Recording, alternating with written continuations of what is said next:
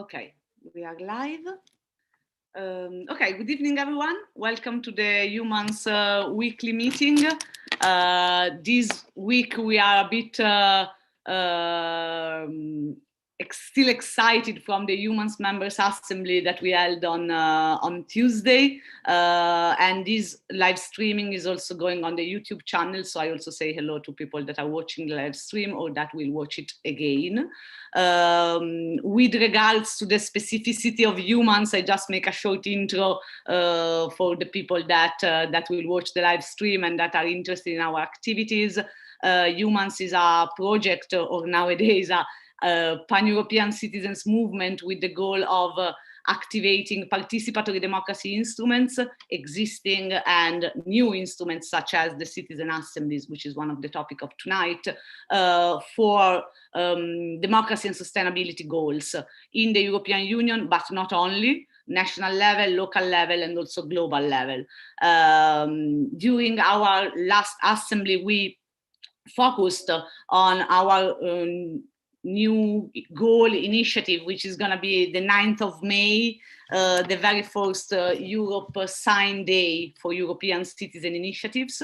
Currently, EUMANS is super committed on stopglobalwarming.eu, which is a European citizen initiative that has the aim of collecting 1 million signatures in the European Union to put on the table of the European Commission the formal proposal for a carbon pricing in the European Union. And also we are committed in the implementation of citizen assemblies, ideally sortition-based citizen assemblies at a national level in Italy, and we have with us Lorenzo Mineo, who is the coordinator of this campaign, starting from the discussion on the ecological transition, but also we are part of a network called Citizens Take Over Europe, through which we promote the idea of a European Citizen Assembly in the framework of the Conference on the Future of Europe, which is a process of engagement between the EU institutions and the European citizens for reimagining the future of Europe. Tonight, we are very glad to have with us a guest from the United Kingdom to also represent that the borders of the European Union are something that it was posed at risk, and but at the same time gives us the chance to discuss how forms of participatory democracy instruments and sustainability can come together. I actually would like to ask Manlio Trovato, who is a EUMANS member based in the UK, to maybe introduce us to the reason why we have Becca from IPPR with us tonight, because I think first of all, it's interesting to see how EUMANS members use their brains to create opportunities for exchange, elaboration, and to further our action. So first of all, I will leave the floor to Manlio Trovato to give us the framework of tonight's conversation, and then I briefly say something to introduce Becca's speech as well. Thank you very much, Virginia. Yes, as you said, I am indeed a EUMANS activist. I am a EU citizen and based in UK, been based in UK for over 25 years. And therefore I'm bridging the initiatives, European initiatives that are occurring at EUMANS level with politics that I see happening in UK. And one of the things that we've been focusing on, as you said, is how to make citizens more accountable of policy choices. We feel often that citizens feel frustrated, don't trust politicians, not happy with decisions that have been made, and that triggers a blame relationship between citizens and politicians, but also triggers a sense of lack of power that citizens have. And that is one of the elements that is threatening current democracy. And what we're trying to do is, what is it that we can be done in order to make sure that citizens feel more at the center of policy choices and feel more accountable for policy choices. Therefore, not complaining about how things are going, but participating in finding solutions and go along with those decisions and move forward based on the decisions they take. This is a very complex process. There isn't a simple answer, I think, but there is a collection of answers that we can take to improve. And the way of engaging citizens in issues which affect every citizen is a good way to start. So we have an environmental problem, a climate problem, which is impacting every human being on the earth. And this is an important problem to tackle. And we also have experiments of engaging citizens in policy making on this specific topic, which bridges those two things together. As I'm looking at what's happening in UK and in UK politics, I've found that actually there's a lot of activity being done in UK, and I've discovered Becca and the work that they're doing through the European Environmental Commission, which bridges the objective of tackling a global problem such as climate crisis, as well as doing it in a way that engages citizens in policy making and decision making. And I think in this case, there's a lot to learn from what's been done in the UK, and looking at best practices and learning from experiences done in the UK is the objective of tonight. And so with that, I think pass it on to Becca, I suppose, or Virginia for you. Thank you, Maglio. Just very quickly, I think what struck me on the introduction that Maglio made us is that you guys combined, guys and girls, combined citizen assemblies, but also the output of this citizen assembly, and you're going to tell us more about that, was a proposal around carbon pricing. So I think for our organization and movement is quite interesting to analyze the instrument that you activated, but also the policy that came out from the proposal and the carbon pricing in itself. And at the end of the meeting, I will ask you if you can somehow help us to promote among the European citizens living in the UK, the carbon pricing proposal. But before committing you to something, please tell us a bit what's the story there. Thank you very much, Becca, for being here. Oh, thank you both so much for that introduction. It's really nice to be here with you. Thank you for inviting me. I think it's okay. I'll just share a few slides and just talk you through a little bit about what we've been doing, and then very much happy to open it up to questions. So I will just share my screen, and hopefully this works. Can you see? Yes, fantastic. That's what we like to hear. Super. So at the heart of IPPR's Environmental Justice Commission is an ambitious, positive, people-centred approach to addressing both the climate and environmental emergencies, and also to delivering economic and social justice. And the Commission wants the visions, ideas and policies that it puts forward to be big and bold, but also shaped and owned and driven by the communities most affected. And that's what I'm going to be focusing on this evening. But just to give you a little bit more of an introduction to the Environmental Justice Commission, it is a cross-party commission. So the three co-chairs are leaders from different political parties, so from the Green Party, the Conservative Party and the Labour Party. And then we also have representation from youth leaders, from civil society, from trade unions, business, academics, etc. So it's a really cross-party, cross-sector commission that's behind the sort of whole bit of work that these citizens' juries feed into. And so the Environmental Commission is producing a final report at the end of the process that these citizen juries are feeding into, but there's a number of other research strands that are also taking place at the same time. So those are focused on things like nature, food and farming, home, community and travel, work and industry. And all of these topics are touched on in different ways in the citizens' juries work as well. So I think what's sort of key to say here is that deliberative democracy is at the heart of the Commission in order that the recommendations produced are genuinely economically and socially just. So that the process is really important to all of the work, and all of the research strands, the chapters on these different topics will all represent the voices of the citizens that we've engaged with over this journey.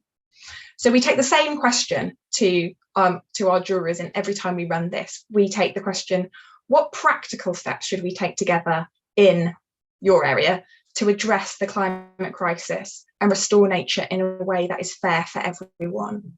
And we're running these citizen juries in 4 locations across the UK. So the first one that we ran was in Tees Valley and County Durham, and that, as Virginia referenced, that's where the carbon tax recommendation came from.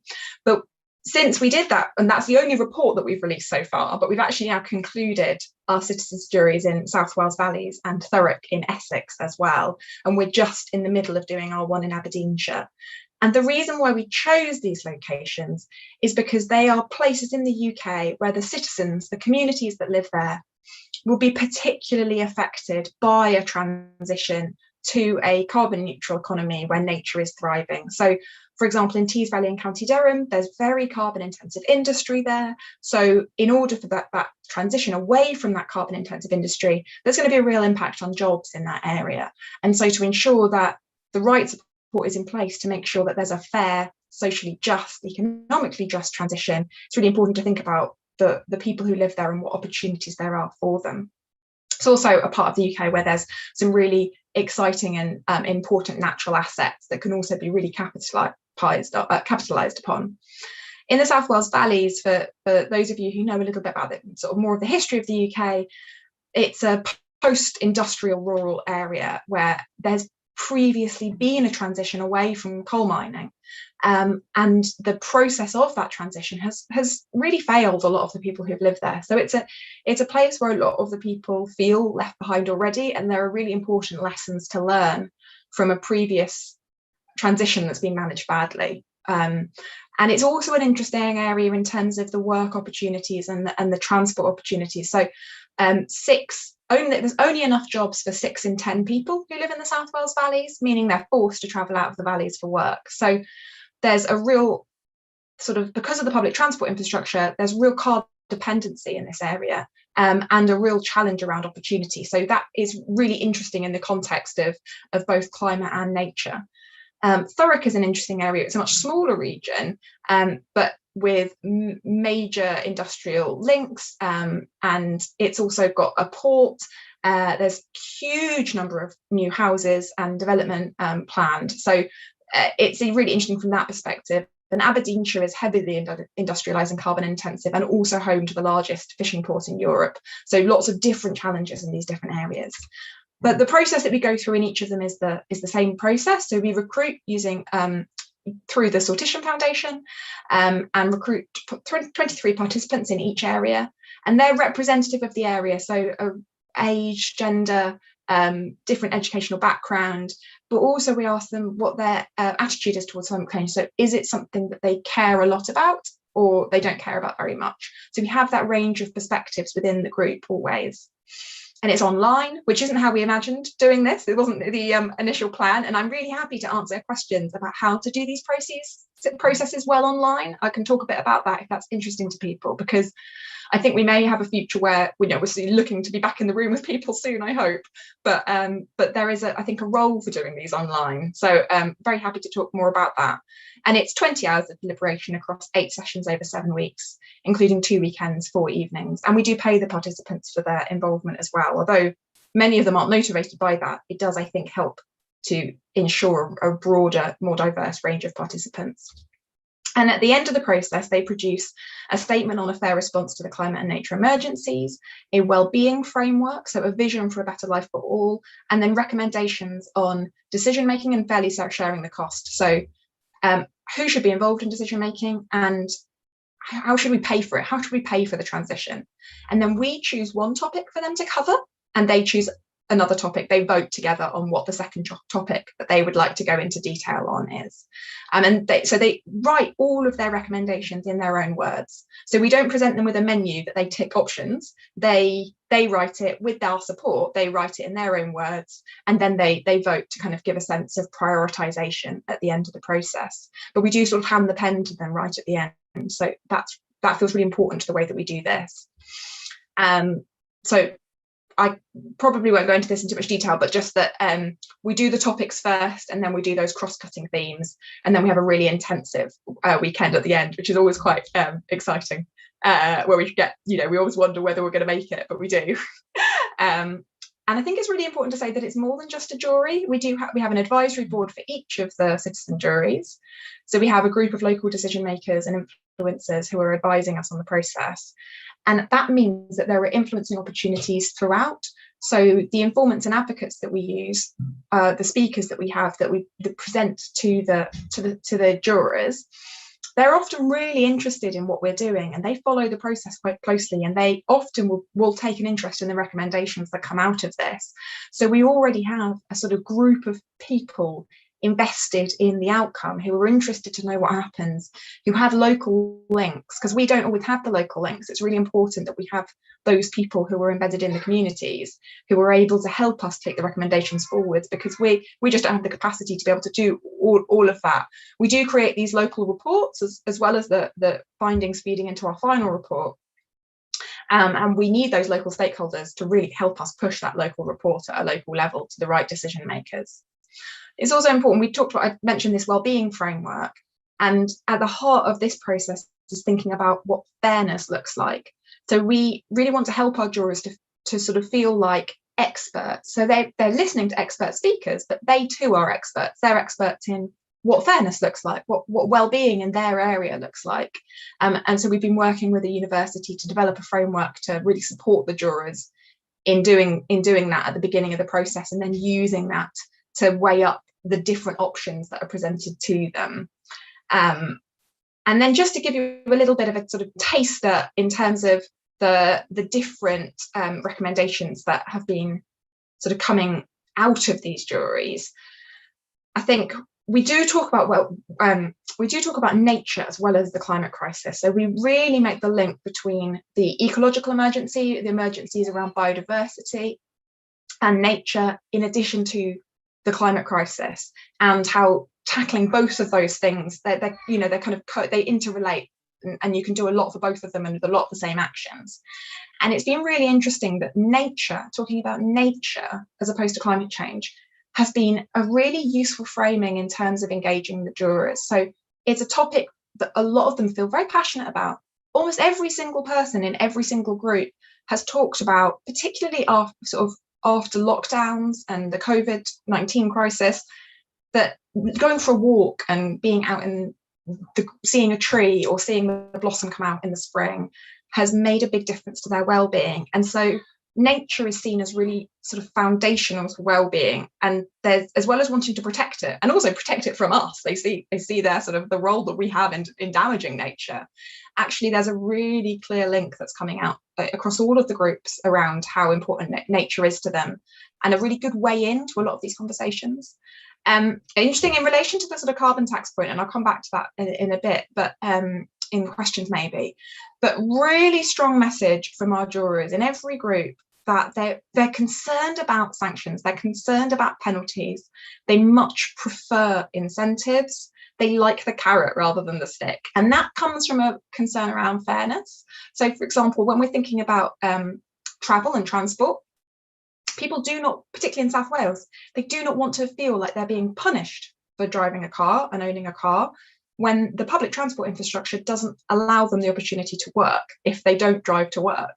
And so I think the message coming from them very strongly is, you provide incentives, make the alternative a positive choice, make the other stuff good, don't punish us for where we live, don't punish us for the choices that we don't feel like are really choices. Obviously they a little bit more positive around sanctions and penalties when it comes to business, but very concerned about small businesses and big businesses and how to make that fair as well. But one of the sort of introductory framing conversations that we have is around who needs to take action on the climate crisis, and it needs to be government, individuals, and business and community. And that's really resonated with the groups, and there's been a big emphasis around the importance of business taking action. So, for example, coming back to the transport bike thing, if electric vehicles are going to be popularised and become cheaper, then we need to be doing more to ensure that business fleets car fleets are made into electric vehicles, so that the second-hand market has more electric vehicles within it. So get the businesses who can maybe afford it more to take some of these actions primarily. I think that's really sort of been an important part of the conversations. And a need for government leadership. They are generally pretty sceptical about local government, but sort of government overall in terms of the leadership that they're showing on the climate crisis, and that as they go through this process with us, they learn a lot about what's happening, and they feel that they wish they knew that already, and that why isn't somebody telling them more about it and providing that leadership and the action that's needed. They're really interested in community involvement and ownership, so ownership of community assets felt really important to them. And a no one-size-fits-all approach. And this, I think, came out particularly strongly in South Wales Valleys, but very much in Tees Valley and County Durham as well, that it needs to be a local approach. So sort of quite a strong emphasis on things like devolution. And then, interestingly, different emphases in the wellbeing frameworks. And that made it, I think, feel like the right decision to take a very place-based approach to wellbeing. So lots of crossover, so lots of people wearing, emphasis on health and well-being and mental health, but in different places, different emphasis. So access to services coming out really strongly in Scotland, a focus on safety and security coming out really strongly in Essex. So it's, I think, really important to help the jurors to take that sort of place-based approach, and resonates with what they've said already around the importance of it not being a one-size-fits-all approach. So those are the kind of the emerging themes. I'll stop sharing at this point. I'm conscious that I've spoken for a long time, and kind of open up to questions if that suits. Thank you, Becca. Also because I think in the framework of our attempt to push for the carbon pricing initiative across different EU member states, we come across quite a lot on different sensitivities, economical scenarios. So, for example, in countries such as Poland, which is very dependent on the coal system, the proposal of carbon pricing has an impact on workers. So this is reflected also on how our proposal is constructed. So I think your introduction gives us a lot of ammunition in a theoretical framework in pushing for our campaign. Among our participants in the meeting, we have people like Sophie and Adam that that are studying sustainability and are working on the dissertation on the topic. But we also have Michele Fiorillo and Lorenzo Mineo, who works on the citizen assemblies proposal. So again, I think there are so many angles that you offer us that I let everyone to chime in with questions and to use you as much as absolutely. Well, I suppose what I would say, just as a final point, is they really like citizens juries. They really like citizens assemblies. All of the participants pretty much always recommend in the decision making section, let's have more of these things. We thought this was really valuable. So that also may provide you with some helpful ammunition as well, in terms of that being part of your kind of interest. So I see Marco raising his hands. Marco Cappato. Yes, hi, Marco Cappato. My question is about the sortition process, because I saw you mentioned the sortition foundation. So I guess is I don't know, an external body. Yes.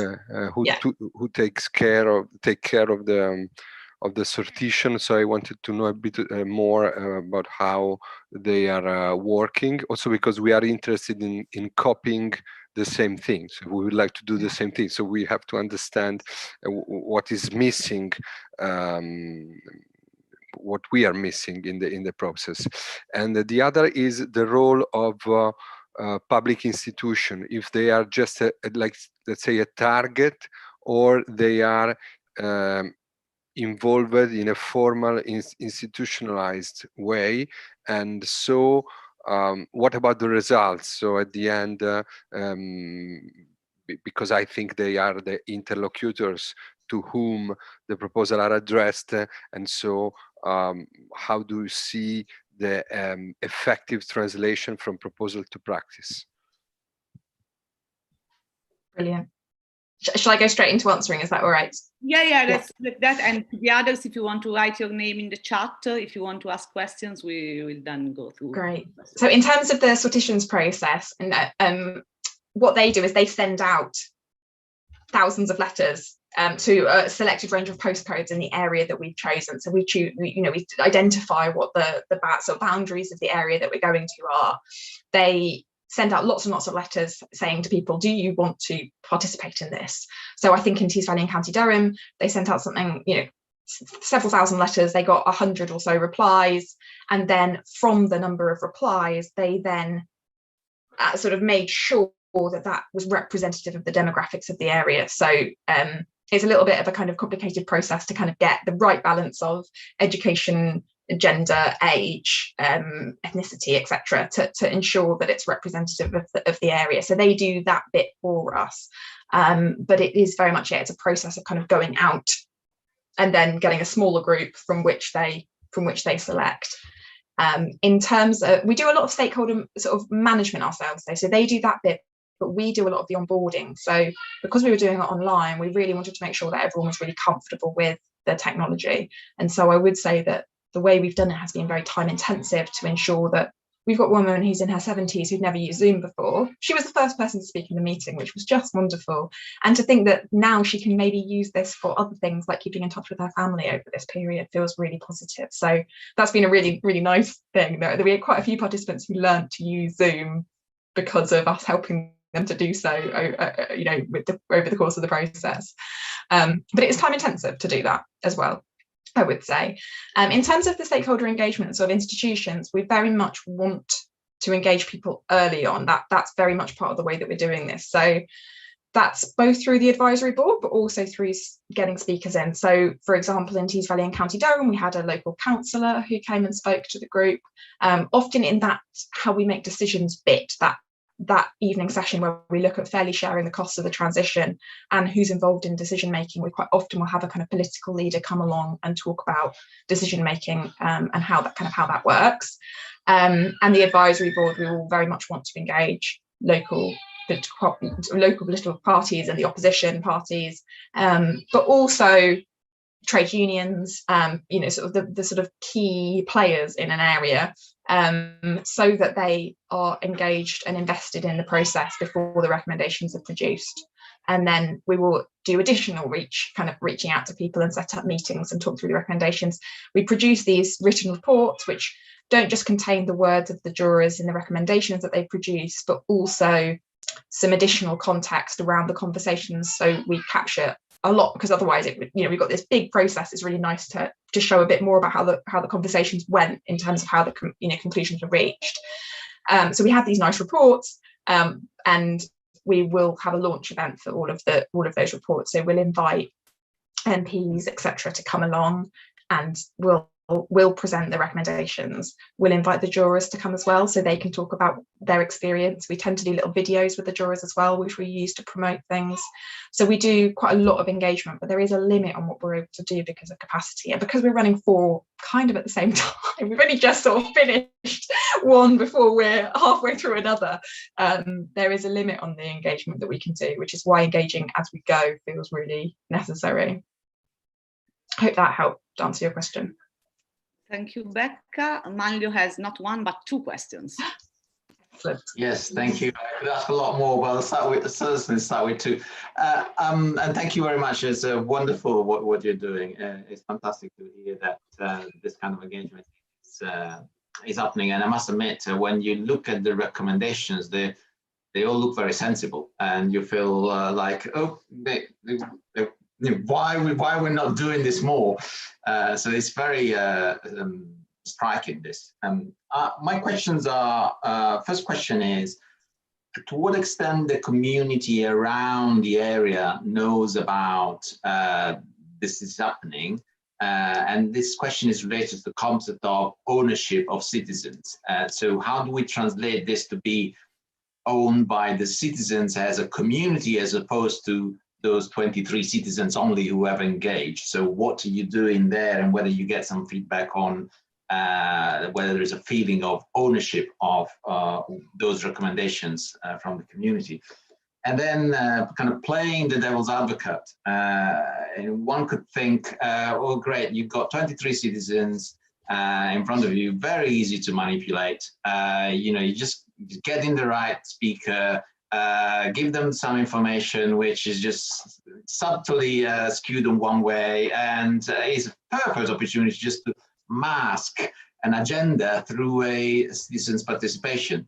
So how do you address that question? Because this process only works if there is utmost trust in the transparency of the process and the authenticity of the process. If the process is not authentic, it becomes not trustable anymore and not valid anymore.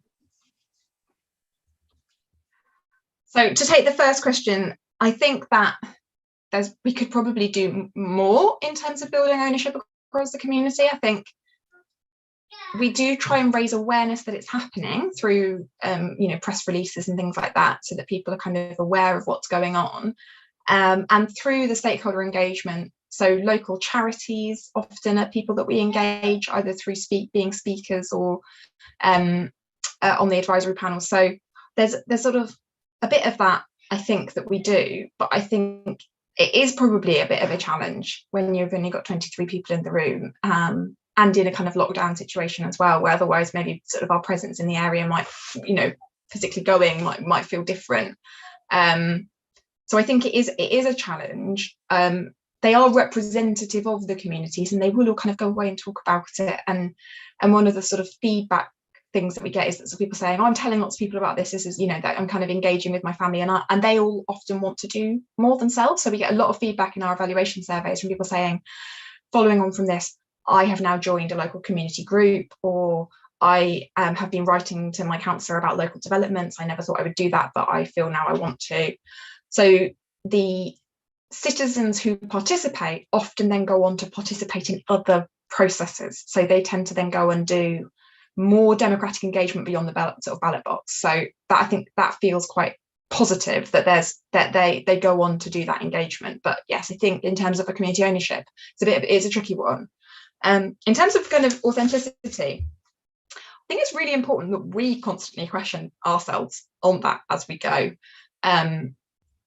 I think I feel really comfortable that our starting point is the climate crisis is happening. Here are the facts around this. That's not up for discussion and debate. So we do have a position at the beginning that we feel really comfortable with stating as being, this is true. And then beyond that, we do try really hard to ensure that there are different perspectives presented, because we want the jurors to consider trade-offs. Should we do this thing or should we do this thing? What are the different policy options? And in some places, I think we've done that better than others.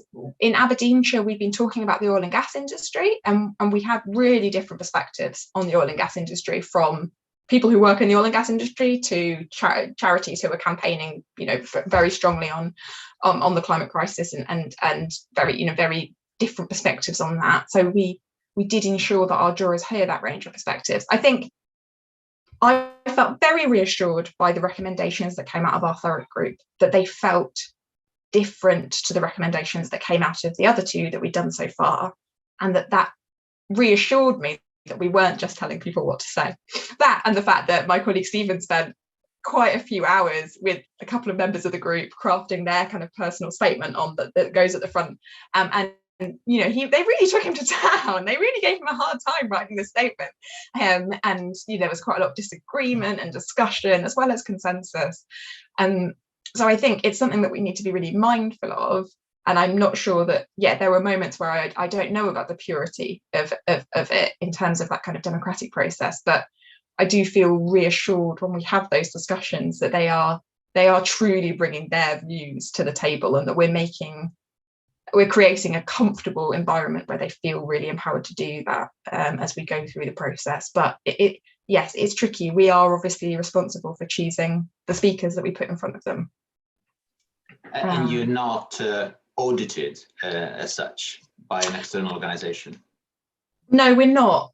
I think the advisory panels do a bit of that for us. So we obviously do select who's on that group, but we will choose people who we think will be critical friends to us. And our commissioners do that as well to an extent. So they will take a kind of interest and be kind of mindful of what we're doing. So there are sort of independent in the sense that they don't work for the organisation that I work for, groups who are steering the process to some extent.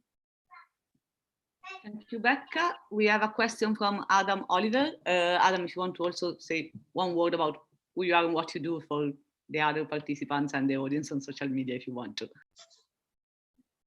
Sure, yes. Hi, everyone, and thanks, Becca, for the really interesting talk. I've actually been working for EUMANS in an internship role, helping to expand the StopGlobalWarming.eu campaign. And for anyone listening out there, please do sign it. Yeah, my question was related to what are the next steps related with this? Is there a plan, for instance, for expansion into other areas of the country? I'm originally from Suffolk, which is a largely rural farming region.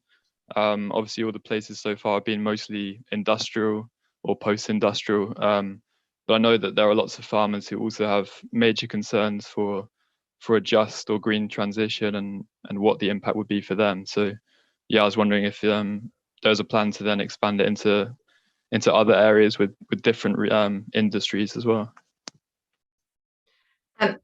So we have actually done quite a lot of work on farming because the jurors have been really interested in nature, and often that's a topic that they've chosen.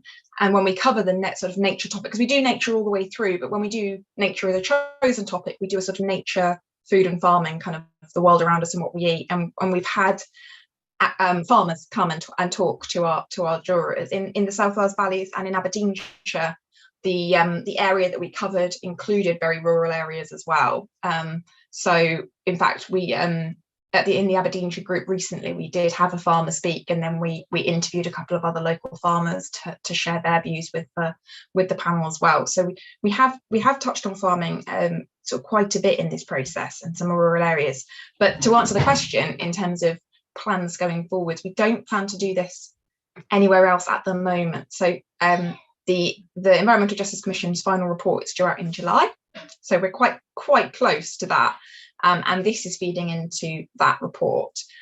I think what we would love to do is we would love to do more of this sort of work, because I think we feel that it's really necessary to put people at the heart of policy making, and that this is really demonstrated to us that it's really crucial. So we would love to do more of this sort of work. I think we would be looking to, find partnerships with local authorities, etc., to try and do more where we can take these, further into the future, where we know the influencing is going to be really effective, etc. But we're sort of a little bit open-minded about what comes next at the end of the commission. We're sort of starting to think about that programme of work that we want to do, because we'll produce all these recommendations, not just from the citizens' jury work, but from our research as well. And so we really want to do more to try and make those things happen. But it's a little bit up in the air at the moment. We're going to have a very, very busy April and May, mostly writing the chapters. But I mean, I'll be working on the transport chapter with my colleague Stephen, and travel was covered in Thurrock and in South Wales Valleys. So we'll ensure that the citizens' juries work really feeds into all of the research pieces in that final report. But there's the immediate next step is so big, it slightly blocks the horizon in terms of what comes after that. But we would like to do more of this. Thank you, Becca. We have a question from Lorenzo Mineo. Maybe Lorenzo, also introduce yourself briefly. Then we have Anne Parry. And since we have 17 minutes and I have a question as well, if you have other questions, please. Okay, and Michele Fiorillo. Okay, Lorenzo, Anni, Michele. Okay, just a consideration. I'm Lorenzo Mineo. I'm coordinating an initiative in Italy called Politici per Caso, which aims to bring also in Italy institutionalized citizen assembly. And together with Michele, who's there, we are coordinating with the coalition Citizens Take Over Europe a manifesto for a European Citizen Assembly. So this is a more difficult attempt, but we are also working on it. And first, I'm very impressed by the fact that not only from you, but also in other occasions we had the chance to discuss with Démocratie Ouverte, those who started the Convention citoyenne pour le climat. And in both cases, we see that social issues are really the reason why we have Citizen Assembly on climate. So it's not just the climate emergency, but also the fact that together with the climate issue, we must have social justice in the management of this problem. So that's a first interesting thing that we are learning. And apart from that, my question, since as Marco said, we would like to duplicate this experience maybe in Italy. Do you think that the fact that your object of discussion was very specific was actually one of the strengths of the assembly? Because another criticism that we heard about Citizen Assembly is that when the issue is too large, there are some problems.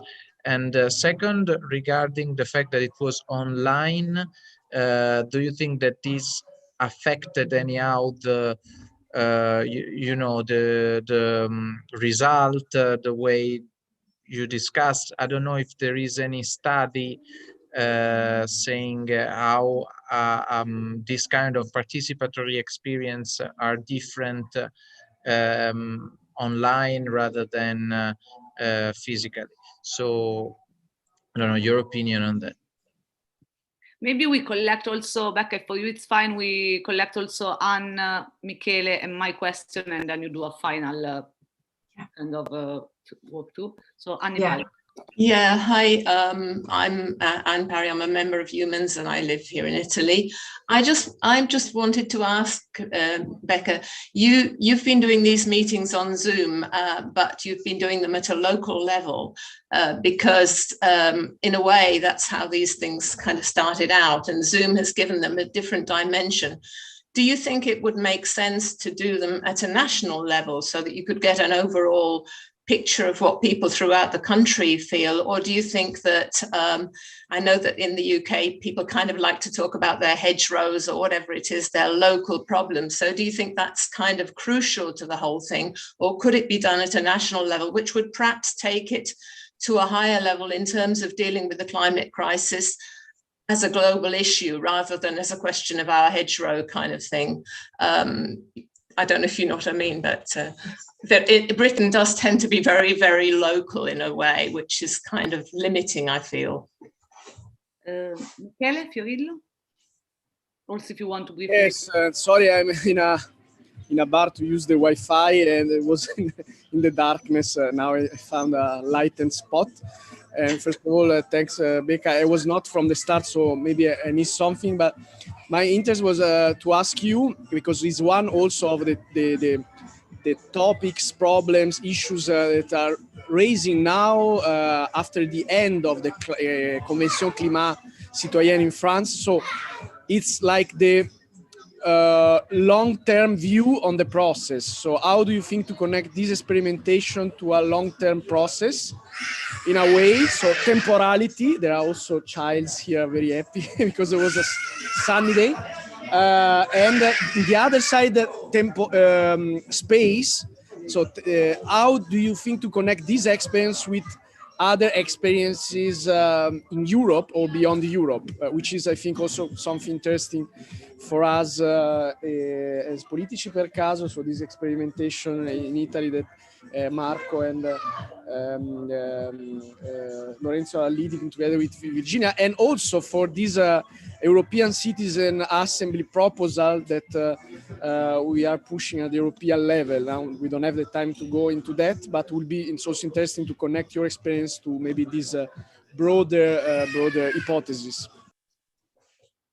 Thank you, Michele. I had my last question, which is a bit of a cultural anthropological question, because if you notice if I analyze the trend of where citizen assemblies started to grow, there is an Anglo-Saxon element. I mean, British Columbia in Canada, Ireland, UK. The first time that I heard about citizen assembly beyond my friend Lorenzo was because it was one of the suggestions for the Brexit issue, was to have a sortition-based assembly. So my question is, if there is something in what you eat and drink as Anglo-Saxon, pass me the broad generalization, that somehow created a fertile soil for these type of experiences. Gosh, yeah. All the questions, so you can have hours if you want. Fascinating. I'll go through the different questions. So I think picking up on the social justice issue feels really important. So at the heart of the Environmental Justice Commission is the idea that there is currently a bit of a deficit of positive ambition around the climate crisis and restoring nature. So it's sort of being painted a little bit as like, oh, we're going to have to do all these terrible things, it's going to be really awful. And actually, there's so much opportunity in tackling the climate crisis to make positive changes that are in further social and economic justice, that you can do things that are to the benefit of society, that tackling climate change can create jobs and it can create opportunity. So it's a sort of positive vision that feels really kind of at the heart of it, and that there are actions that you could take that would, on a kind of axis, that would go very, very firmly around the environmental stuff, or that would be much more socially just. But what we're really looking for is that kind of crucial point where we can do both of those things at the same time, and that's really important to the Commission's work. In terms of not going too big on the question, I think that's right. We always get the feedback of, oh, we wanted to talk about all these other things from the jurors, but we have to kind of ensure that whilst the topics is quite large in terms of what are the practical steps we should take to tackle the climate crisis and restore nature in a way that's fair for everyone, that's quite a big question. The fact that they just look at two topics in addition to the fairly sharing the costs and how we make decisions, means they can go into quite a good amount of detail on something like work and industry or food and farming or transport. And that does feel like it means that they get the level of expertise, the time for the discussion. And I think that question around, does being online affect the quality of the conversation, perhaps? And there are sort of academic ways of studying this kind of thing around deliberation, and I'm certainly not an expert, but there are little things that you can look out for. So are people listening to each other and pausing? Are they bringing their own life stories into the conversation? Is there emotional content in what they're bringing? That kind of thing indicates serious deliberation, and we're still seeing that online, even though and I think that's partly because we have worked really hard to engage with the jurors outside of the sessions, make sure they feel really comfortable, always try to create a kind of welcoming and safe space. And then when we do the Q&As with our speakers, we do those differently depending on the kind of mood of the group. Or so for example, in one of our juries, we had some quite outspoken people who would tend to dominate the Q&A. So rather than go straight into the Q&A with that group, we went out into breakout sessions.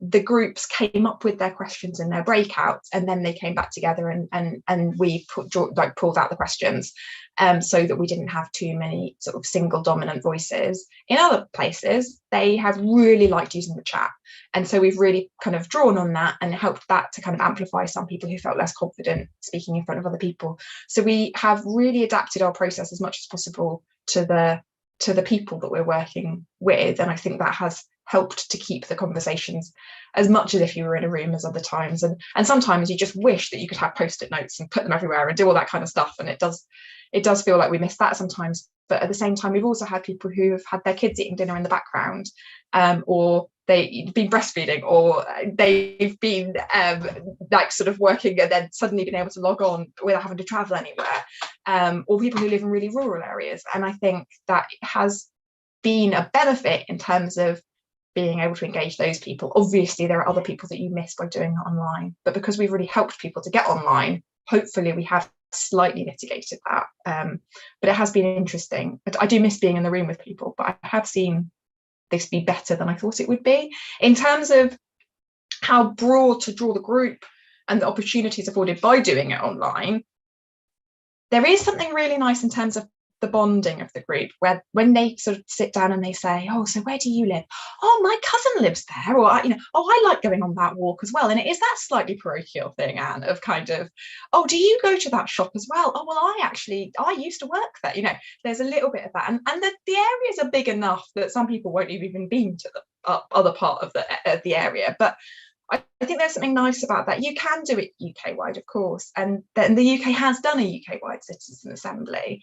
The group's much, much bigger. So we've got, you know, citizen juries at small groups, citizens assemblies tend to be bigger, and they're different. And I think, for example, the jurors writing it in their own words, which we're able to do with a group of 23 people, I know that in the citizens assembly that there was more a menu of options that they went through, and I think that, you know, the size of the group does have an impact on how you're kind of able to run the process, but I'm not an expert in that. In terms of the long-term process, you know, we are trying to influence policy, so if we can make it, and we have really good relationships with because IPPR it's a think tank, it's a policy making organization, it has relationships with the relevant government departments, and so we will be kind of influencing for long-term changes at a UK government or Westminster level, as well as the local level. So there's something kind of there around the long-term kind of life of some of the recommendations. In terms of kind of learning from other places, I did go to a really interesting talk where they about the French, what they've been doing in France with this, and there's a really interesting question around power and how much power do you give to the people in the process, and yeah, I don't know as much about it as I'm sure some of you do, but my impression that I got from it was that in France that they gave a lot of power to the point where it kind of was slightly chaotic and really exciting, in contrast to the UK Assembly, where it was much less power given in terms of, you know, here are some choices to make rather than what do you want to do, and maybe there is a kind of culture, you know, a cultural aspect to that video in terms of the sort of British versus French national character. I can send a link to an article about comparing the two if that's helpful. There's an interesting article that was written about that, and yes, that sort of national character, people wanting to talk about hedges, and people also want to talk about litter and things like that. They do, but actually they've all wanted to also talk about things like carbon pricing, or things like community municipal investment, or if you take complicated stuff but you really talk it through. I think it comes back to that sort of earlier point, actually. There's much more public acceptability of some of the stuff that they're presenting than the government, the politicians think there are. So we have jurors in South Wales talking about no more roads, car-free city centres, the kind of thing that people don't think there's high public acceptability for, but there is. If people sit down and they really think about it and talk about it, then a diverse group of citizens come up with the kinds of recommendations that we're seeing. And I think it will be helpful for the politicians to see that people are much further down the road on this than they think they are. Thank you, Becca. We really grilled you tonight with questions, and I hope you will be available to maybe be connected with those of us who are working on the different aspects, because I think there is power in leveraging best practices, but also try to join forces when it's possible to do so. And very happy to. And we have our next report coming out quite soon, so I'll definitely send you the link to that when that's published as well, so you can see the next set of recommendations. Amazing. Thank you very much. And thanks everyone for joining us tonight, both in the meeting and on social media channels. The appointment with the EUMANS Speakeasy is every Thursday at 6 p.m. And next week, we're going to focus on how to make this type of initiative effective from a political perspective. So we're going to launch the first Europe Sign Day of European European Citizen Initiative as a way to inform European citizens of their rights of participating, because otherwise the risk is that this is a secret of those who know that something is happening, but then doesn't have that leverage to make the political change happen, as you said. So I think tonight was an opportunity also to see other ways on how to involve multiple stakeholders and combine advocacy and participation, and also systematize the proposal. So thanks very much for being with us. Thanks everyone for tonight's meeting, and see you soon. Thank you. Bye. Thank you very much for having me. Thank you. Ciao, bye-bye. Bye. Bye. Ciao. Bye, guys.